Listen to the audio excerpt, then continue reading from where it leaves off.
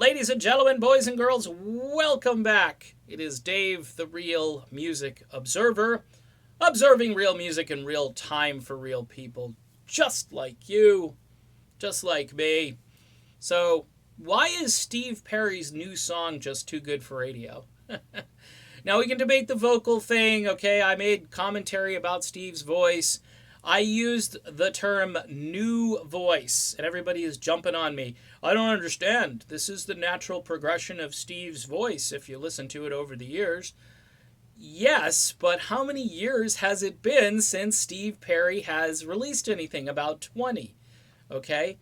His new voice, and I'll continue to use that, is raspier. It's got different tones, and he basically confirmed this in interviews in not so many words. He didn't say new voice, but it's a term that I coined. Okay, doesn't mean I don't like the new voice. Doesn't mean I'm being critical of the new voice. I do think it's raspy. I haven't said anything too negative about this, other than the fact that it's very different from the voice he had. And then people are getting defensive and they're saying, "Oh, well, you're being rude to Steve." I'm like, I'm not being rude to Steve, okay? Yes, if you look at the natural progression, but it's like he's been gone for a very long time. So we didn't hear Steve singing in, say, 2007. We really didn't hear him sing in 2003. We heard him on a studio album singing kind of an echo version in 2005 when David Pack had him do that thing on one song on his solo album, okay, on David Pack's solo album.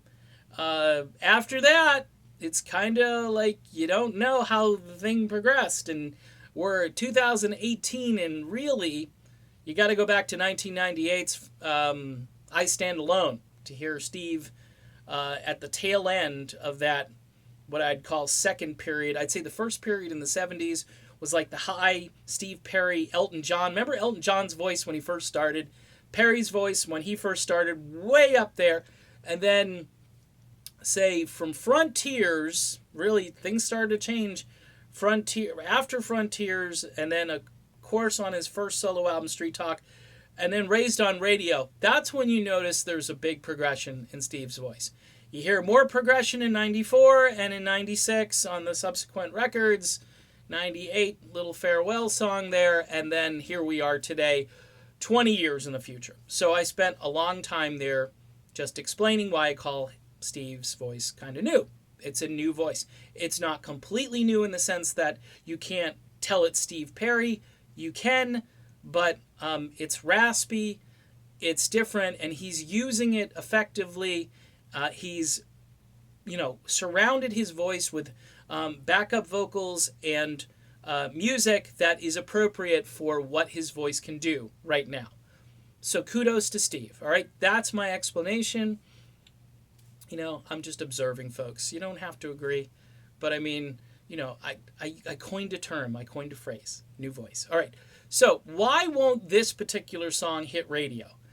Number one, it's got way too much air in it. In other words, I can hear instruments. I can hear that beginning with the Hammond organ and the guitar riff. That's unheard of in today's music. Who does that? Who does that? Maybe David Crowder on the Christian scene, if you go listen to some of his stuff.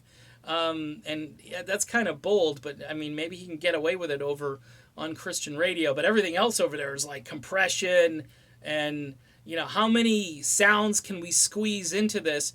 Perry said, nope, I'm going to go all minimalist here. And this album, I told you back when it first dropped, or the first track dropped, I said, this is going to be a lesson in less is more, which to me as a music fan makes me very happy, makes me smile, because look, I want to hear the instruments. I want to hear the drums. I want to hear when that acoustic guitar is in, and when the electric, this particular track, when that electric guitar comes in, it changes the dynamic of the song.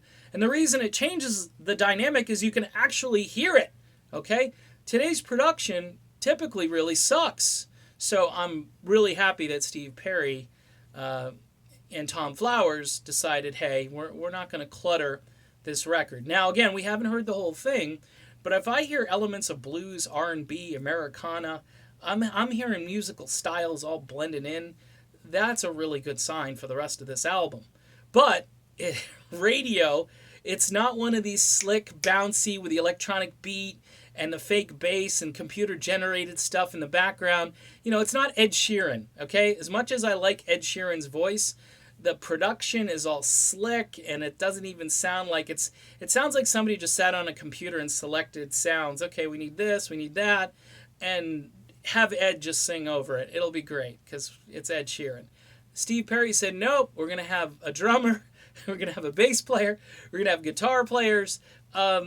So kudos again to Steve Perry for making it real, making it organic. One person commented on Twitter, said, yeah, this is how music should sound. And I say amen to that.